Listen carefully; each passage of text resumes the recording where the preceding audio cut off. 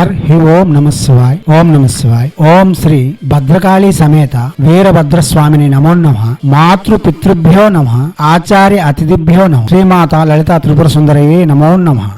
శివశక్తి స్వరూపులారా, దివ్య దృష్టి అనేది దివ్యమైనది, భగవంతుని విషయంలో ప్రేరేపణ కలిగినది, ఆత్మ విద్యకు, ఆత్మ సాక్షాత్కారమునకు మరియు దేవతా క్రియలతో కూడి ఉన్నది. కాబట్టి దివ్యమైన దృష్టి, లౌకికమైన దృష్టి, గత అనాగత దృష్టి అనేది వేరువేరుగా ఉంటాయి. దివ్యమైన దృష్టి ప్రసాదించగల మహత్తరమైన శక్తి శ్రీ కాళీమాత. ఎందుకనగా మన ప్రపంచ చరిత్రలో కాళీ ఉపాసకులు చాలా మంది జ్ఞానులుగాను, కవులుగాను, పండితులుగాను తమ పేరుని శిరస్థాయిగా నిలుపుకున్నారు. అటువంటి దృష్టిని, జ్ఞానమును ప్రసాదించే శక్తి శ్రీమాత కాళీ. కాబట్టి దానిలో ఎటువంటి సందేహం లేదు. మనం కోరుకుంటున్నది దూర శ్రవణ, దూర దృష్టి, గత అనాగత వివరణ అనగా వృత్తాంతము అనగా చరిత్ర తెలుసుకోవడం. కాబట్టి ఈ మంత్రం దివ్య దృష్టి కోసం ఎవరైతే చేయాలనుకుంటున్నారో వారు 16 లక్షలు జపం చేయవలసి ఉంటుంది. నిత్య కాళీ ఉపాసకులై ఉండవలసి ఉంటుంది. అనగా ఇతర దేవతలను ఎటువంటి పరిస్థితుల్లో కూడా పూజ ఆరాధన చేయకుండా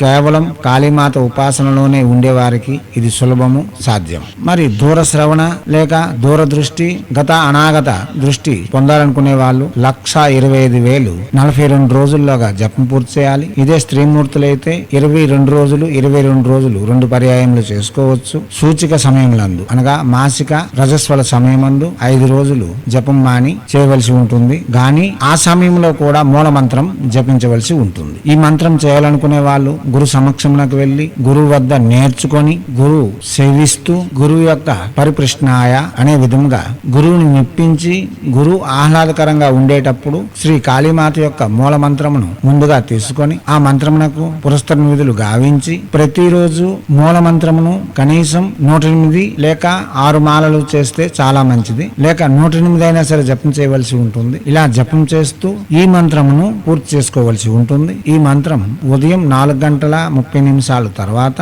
రాత్రి 10:30 జపం చేసుకోవచ్చు. దేవతకు పీఠం అమర్చి అష్ట దిగ్బంధనాది విధులు గావించి ప్రతిరోజు తొలి సంధ్య మరుసంధ్య కులదేవతారాధన, ఇష్టదేవతారాధన పూర్తి చేసుకున్న తర్వాత కేవలం కాళీమాతని ఆరాధన చేస్తూ షోడశోపచార పూజ, పంచ పూజలు పూర్తి చేసుకొని ఈ జపం చేయవలసి ఉంటుంది. ఈ జపం చేసేటప్పుడు రుద్రాక్ష, స్ఫటికము, రక్తచందనపు మాల శ్రేయోదాయకము, ఇతర మాలలు వాడరాదు. ఎరుపు, ముదురు చందనపు రంగు, ఆకుపచ్చ రంగు వస్త్రములు ధరించి జపములు చేయాలి. అతి కారమైన వస్తువులు తినకుండా, నలుపు వస్త్రములు ధరించకుండా, నల్లని బొట్లు పెట్టుకోకుండా ఈ మంత్ర సాధనకు నలుపు తెలుపు నిషేధము. కాబట్టి దానిని మీరు గమనిస్తూ జపములు చేయవలసి ఉంటుంది. ఈ మంత్రములు శ్రీమాతచే ప్రసాదించబడిన మంత్రములు కాబట్టి తప్పనిసరి పనిచేస్తాయి. ప్రతిరోజు పాలను లేక పంచదార కలిపిన పాలను ప్రసాదం నివేదన చేస్తూ జపం చేయడం వలన విశేషమైన ఫలితములు ఇవ్వగలదు. నెలకి ఒకసారైనా సరే గురువుని దర్శిస్తూ కనీసం 3 రోజులైనా సరే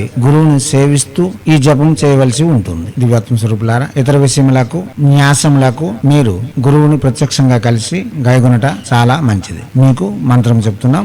మంత్రము క్రీం కాళికే భూత భవిష్యత్ వర్తమాన ప్రదాయిని కాళయోని స్వరూపిణి సకల మంగళామంగళకారిణి సర్వమంగళ సర్వ కామ్య ప్రదాయిని కామాఖ్య దివ్య దృష్టి దూర శ్రవణ సర్వలోక వృత్తాంత స్ఫురణం దేహి మే క్రీం హ్రీం హుం ఫట్ స్వాహ. మంత్రం మరోసారి. క్రీం కాళికే భూత భవిష్యత్ వర్తమాన ప్రదాయిని కాళయోని స్వరూపిణి సకల మంగళామంగళకారిణి సర్వమంగళ సర్వ కామ్య ప్రదాయిని కామాఖ్య దివ్య దృష్టి దూర శ్రవణ సర్వలోక వృత్తాంత స్ఫురణం దేహి మే క్రీం హ్రీం హుం ఫట్ స్వాహ.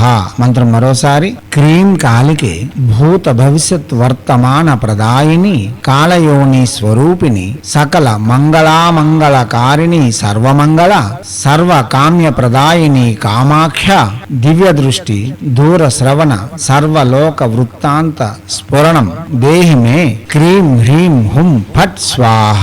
దివ్యాత్మ స్వరూపులారా, ఇటువంటి తీక్షణమైన మంత్రములు చేసేటప్పుడు దీక్షా కంకణబద్ధులై ఉండాలి. మద్యపానము, మాంసభక్షణ, పరస్త్రీ వ్యామోహము, ధూమ్రపానము నిషేధించి ఇదే స్త్రీమూర్తులు చేయాలనుకుంటే పరపురుషుని యందు ధ్యాస మరియు ఇచ్ఛా వాంఛ అనగా ఇష్టమైన పదార్థములు తినడం, ఇష్టమైనట్టు వ్యవహరించడం కాకుండా నిబద్ధతతో హైందవ సనాతన ధర్మ విధానాలను అనుసరించి చరించవలసి ఉంటుంది. దీక్షా కంకణబద్ధులై ఉండవలసి ఉంటుంది. మౌనం ఎక్కువగా వహించాలి. ఎక్కువగా మాట్లాడకూడదు. మనకి అవసరం లేని విషయాల్లో కలగజేసుకోకూడదు. అనవసరమైన ఆలోచనలకు మన మస్తిష్కమునకు గురి చేయకూడదు. అవసరమైన ఆలోచనలు మాత్రమే చేయాలి. కుటుంబంలో అలజడులు, కుటుంబంలో సఖ్యత లేనప్పుడు ఇటువంటి జపములు చేయడానికి వీలుండదు. కుటుంబం సహకరిస్తేనే చేయాలి. తల్లిదండ్రులు ఉన్నవారు, పెళ్లి కానివారు తల్లిదండ్రుల యొక్క అనుమతి తీసుకొని చేయాలి. పెళ్ళైన వారు భార్య యొక్క అనుమతి, స్త్రీమూర్తే చేయాలంటే భర్త యొక్క అనుమతి తప్పనిసరి తీసుకొని చేయవలసి ఉంటుంది. వారు అనుమతి ఇవ్వరు అన్నప్పుడు వారిని ఒప్పించి నప్పించి చేయాలి, లేదా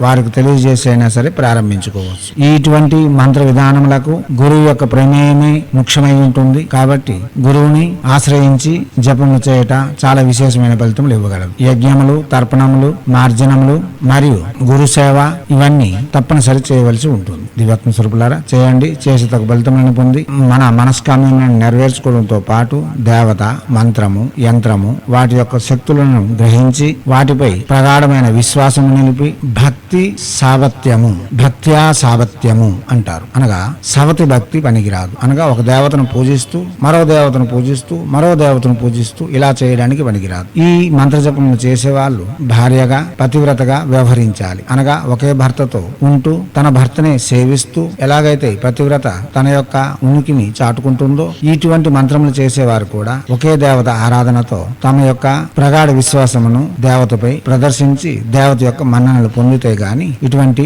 సాధనలు పూర్తి కావు. దివ్యాత్మ స్వరూపులారా, చేయండి. చేసి తగ్గ ఫలితములు పొంది ఎనలేని ఆనందములతో ఐశ్వర్యయుక్తమైన, భోగయుక్తమైన, ఆనందకరమైన, మనస్కామ్య సంపూర్ణ భరితమైన జీవితం గడపాలని హైందవ సనాతన ధర్మ ఋషులు మనకు అందించిన విద్యలు వినియోగించుకొని భారతీయ సంస్కృతి సాంప్రదాయాలు కాపాడుతూ మన ఆచారాలలో వస్తున్న, మన శాస్త్రాలలో దాగి ఉన్న నిగూఢ రహస్యాలను ప్రపంచానికి వెలుగెత్తి చాటేందుకు మీ వంతుగా కృషి చేయాలని కోరుతూ ఎప్పుడు మీ సేవలో రత్నశ్రీ హిందూ సేవ సమాజ్ ఆచార్య భీమసింగ్ రవికుమార్ ఆఫ్ నిఖిలానంద సాగర్ మహారాజ్.